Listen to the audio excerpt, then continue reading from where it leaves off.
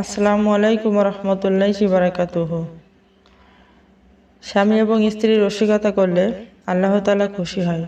স্বামী স্ত্রী মহব্বতের দৃষ্টিতে তাকালেও আল্লাহ তাআলা খুশি হয়।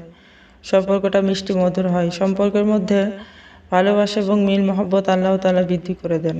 আমি এবং আমার হাজব্যান্ড প্রতিনিয়ত যে রসিকতাগুলো করি সেগুলোর মধ্যেই কিছু আপনাদের শেখাবো। আপনার সঙ্গীকে বলতে পারেন, তুমি ভেবো না যেন তুমি এত সুন্দর তাই তোমাকে ভালোবাসি, যত্ন করি। আসলে আমি খুব ভালো মানুষ। তাই আমার সঙ্গী কালো, মোটা, বেটে, দাঁত বড়, উঁচা, চিকন, মোটা, যেমনই হোক না কেন আমি তাকেই ভালোবাসতাম। মেয়েরা এর সাথে যোগ করতে পারেন, আমিও আমার স্বামী যেমনই হোক না কেন, কালো, ফর্সা, মোটা, বেটে, চিকন, আমাকে মারুক, কাটুক, শাক ডাল যাই খাওয়াক, আমিও তাকে খুব ভালোবাসতাম। তুমিও ভেবো না যে তুমি এত ভালোবাসো তাই আমি তোমাকে এত ভালোবাসি। আপনার সঙ্গীর ব্রাশটা হাতে নিয়ে বলতে পারেন, আসলে আজকে তো আমি ভুল করে তোমার বিরাশ দিয়ে বিরাশ করে ফেলছি। কোনো তো সমস্যা নাই, তাই না? তুমি আর আমি তো একই। তুমি আর আমি তো অন্য কত সময় মুখ মিলাচ্ছি। অবশ্যই কালকে থেকে দেখলাম আমার দাঁতের গুঁড়া দিয়ে কেমন যেন পুঁজ বের হইল। সঙ্গী সহবাস করতে না চাইলে বলতে পারেন, যারা আগে অনেক কিছু করছে, অনেকবার করছে, তাদের করার ইচ্ছা থাকে না। আমি তো কিছু করি নাই, তাই আমার ইচ্ছাটা একটু বেশি আর কি। বাচ্চা না নিতে চাইলে বলতে পারেন, যে মেয়ের 3টা 4টা বাচ্চা হয় না সে আবার কিসের মেয়ে, বা যে ছেলের, যে পুরুষের 3টা 4টা বাচ্চা হয় না সে আবার কিসের পুরুষ, কেমন পুরুষ। সঙ্গী সহবাস করতে না চাইলে বলতে পারেন, হাদিস শোনাতে পারেন, ফেরেশতারা তোমাকে সারা রাত অভিশাপ করবে, আমি চাই না যে তোমাকে ফেরেশতারা অভিশাপ করুক। তাছাড়া তুমি তো এত অসুস্থ না, তুমি সকালে গোসল করার ভয় করতে চাচ্ছ না। তরকারিতে ঝাল বেশি হলে বলবেন, আমাকে মারার জন্য ছুরি, চাকু, পিস্তলের দরকার নাই, ঝালই যথেষ্ট। আমাকে মারার ইচ্ছা হলে বেশি করে ঝাল দিয়ে রাখবা, তাতেই হবে। রান্না ভালো হইলে বলবেন, আসলে ভুলে তোমার রান্না আজকে অনেক বেশি ভালো হয়েছে। তোমার রান্না তো এত ভালো হওয়ার কথা না, তাই না? সঙ্গী অসুস্থ হওয়ার 3-4 দিন পর বলতে পারেন, 2 দিন আগে কত সেবা যত্ন করে সুস্থ করলাম, আর আজকে কি ব্যবহার আমার সাথে। ভুল করছি, এবার অসুস্থ হলে দেখাবো মজা। এছাড়া বলতে পারেন,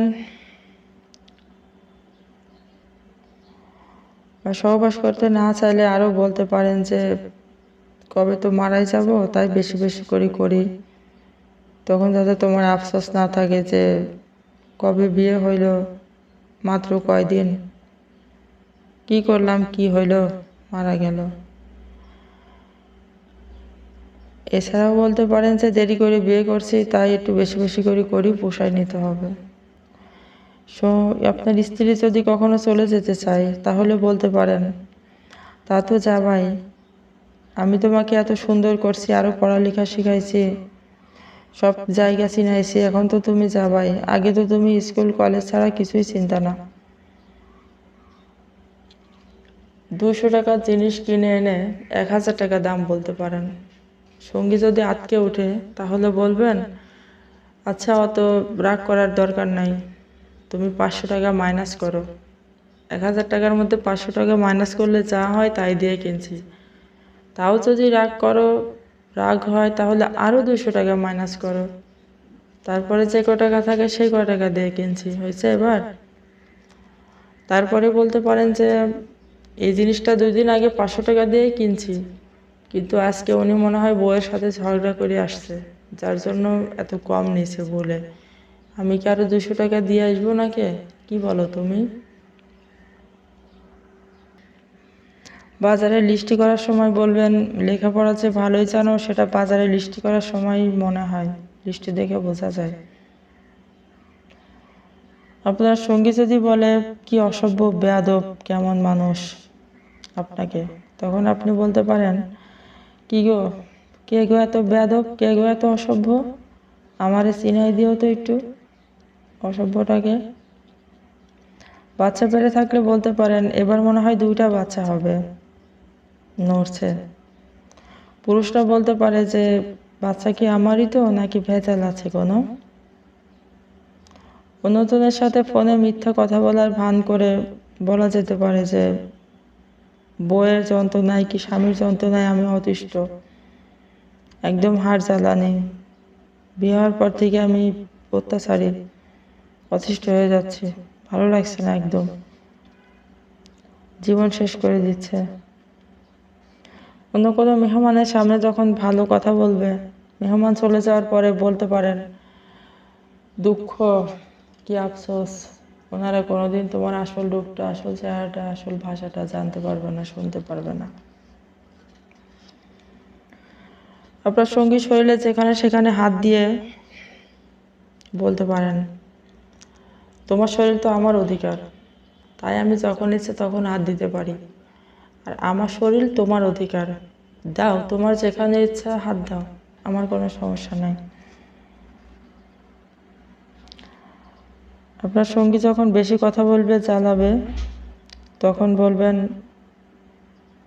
যদি বুবা ছেলে বা বুবা মেয়ে বিয়ে করতাম ভালো হতো, তুমি মারা গেলে আমি বিয়ে করব না, যদি করতেই হয় তাহলে একটা বোবা মানুষ করব বিয়ে, নিরীহ মানুষ বিয়ে করব। যদি দেখেন ফোনে কোনো ফালতু ভিডিও দেখছে, তখন বলতে পারেন ছি ছি, রুচি কোথায় যে নামছে, কি আশ্চর্য, কেমন মানুষ।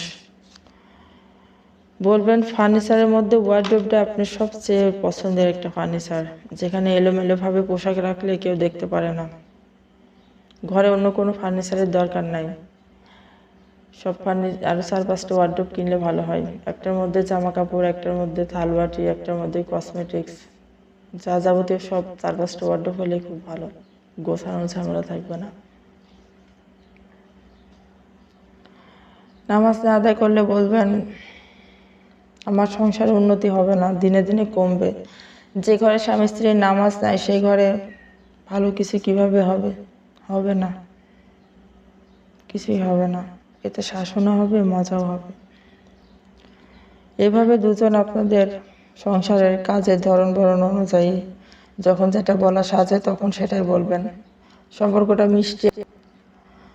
আল্লাহ তাআলা সংসারে শান্তি দিবেন, কোনোভাবেই কেউ কাউকে গালিগালাজ করবেন না। বাইরে আপনি এসপি, ডিসি, ডাক্তার, মাস্টার বা যত পরিশ্রমের কাজই করেন না কেন, যত রাগী জিদি হন না কেন, ঘরে প্রবেশ করবেন সাধারণ একটা মানুষ হয়ে। আমরা স্বামী স্ত্রী এভাবেই দুজন যতক্ষণ থাকি একসঙ্গে এমনই চলতে থাকে, নানান রকম রসিকতা, আরও অসংখ্য জোকস আছে, আবার অন্য একদিন জানাবো আপনাকে। সংসার সুখের করতে চাইলে কোটি টাকা লাগে না, অল্প কিছু সম্পদ, ভালোবাসা আর ভালোবাসাই যথেষ্ট।